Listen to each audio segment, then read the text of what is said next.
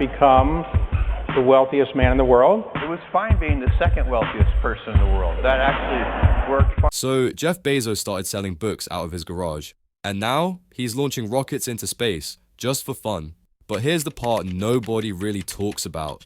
That garage, it wasn't even in his name. He drove cross country just to get there. And his parents, they handed him $250,000, knowing there was a 70% chance they'd never see it again. Oh, and Amazon, it almost went bankrupt. Not once, not twice, but 3 times.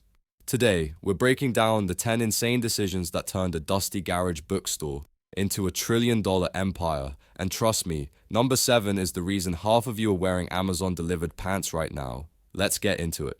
Picture this, 1994, Jeff Bezos, 30 years old, he's making obscene money at a hedge fund in New York. Vice president at D.E. Shaw, golden handcuffs, the Wall Street dream. And then, one stat changes everything. Internet usage growing at 2,300% per year. Most people, they'd shrug, sip their cappuccino, go back to the spreadsheets. But not Jeff. He creates what he calls the regret minimization framework. Basically, he imagines himself at 80 years old, and he asks, will I regret not trying this? The answer? Obvious. So, he quits, walks away from the cushy job, tells his boss, I'm going to sell books, on the internet. You can almost hear the laughter in the room. But here's the kicker. He knew nothing about books, nothing about logistics, nothing about retail. What he did know was that the internet was about to explode, and he needed a piece of the shrapnel. Cold, calculated, slightly unhinged, the perfect entrepreneur origin story. But deciding to start a company is the easy part. Actually starting it, that's where things get weird, because Jeff didn't just quit his job, he turned his resignation into a cross-country road trip that would make or break everything. Here's what happened next. So, he quits, packs up his life, convinces his wife, Mackenzie, to drive cross-country from New York to Seattle.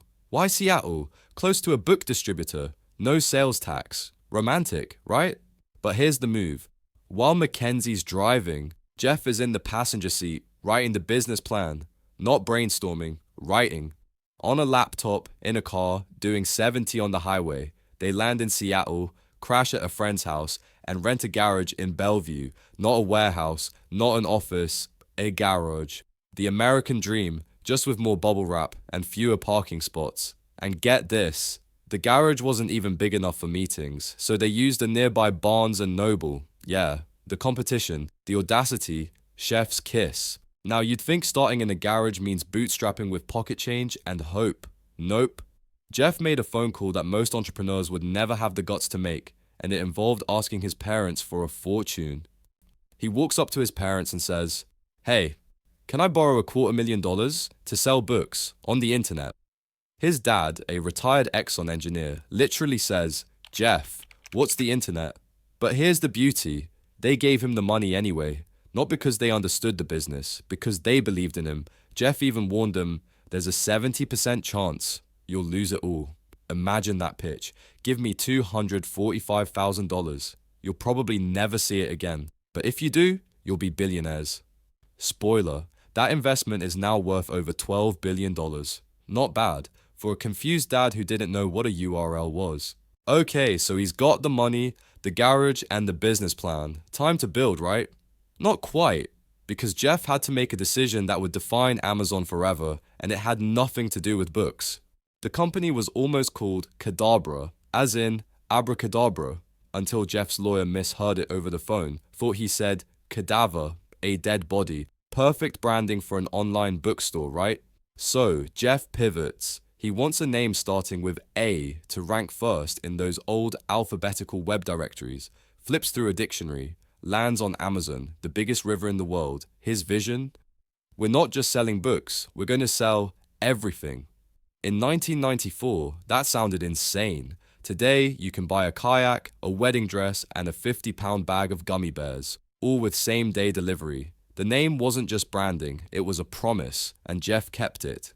So the name's locked in. The garage is packed with books, but there was one tiny problem. Jeff had no idea how to actually run a bookstore, and the solution he came up with was absolutely genius. In the early days, Amazon had no fancy software, no automated alerts, so whenever someone placed an order, A literal bell rang in the garage. At first, exciting. Ding.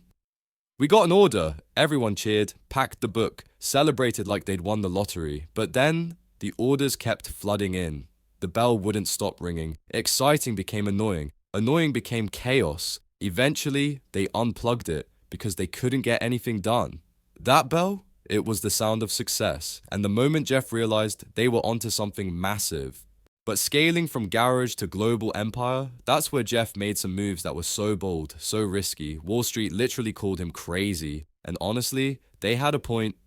Late 90s, Amazon is hemorrhaging money. Oceans of red ink. Investors are furious. When will you make a profit? Jeff's response? We won't. Instead, he reinvests everything into growth, warehouses, logistics, inventory. Wall Street hates it. Stock plummets. Analysts call it Amazon bomb. Jeff gets roasted in the media, but he doesn't blink. He just keeps building, and it works. Because while competitors obsessed over quarterly earnings, Amazon was building an empire. Now, you'd think after all that success, Jeff would relax a bit. Nope, because the move he made next is the reason Amazon owns the internet. Literally. Let me explain. Amazon built massive infrastructure, servers, computing power, just to handle their own traffic. Then someone says, wait, what if we rent this out to other companies? Boom, Amazon Web Services. Today, AWS powers Netflix, Spotify, NASA, half the internet. It generates over $80 billion every year, more profitable than Amazon's retail business. Think about it. Amazon's side hustle is bigger than most Fortune 500 companies. Alright, so we've covered the garage, the gamble, the growth, but there's one decision Jeff made that changed everything, and it's not what you think. Jeff Bezos has plenty of controversial leadership tactics, but here's the one that built Amazon: customer obsession. Every meeting had an empty chair. That chair represented the customer, the most important person in the room who wasn't in the room. Sounds cheesy? Maybe, but it worked. Amazon pioneered one-click buying, customer reviews, free returns. They made shopping so easy, so frictionless. That now? We're addicted. Jeff didn't care if employees liked him, didn't care if investors understood him. He only cared if customers were happy. So there you have it. Jeff Bezos went from writing a business plan in a moving car to building a $1 trillion empire, garage to global domination, books to literally everything. The lesson? Take the risk, ignore the haters, obsess over your customer, and maybe disconnect the bell before it drives you insane.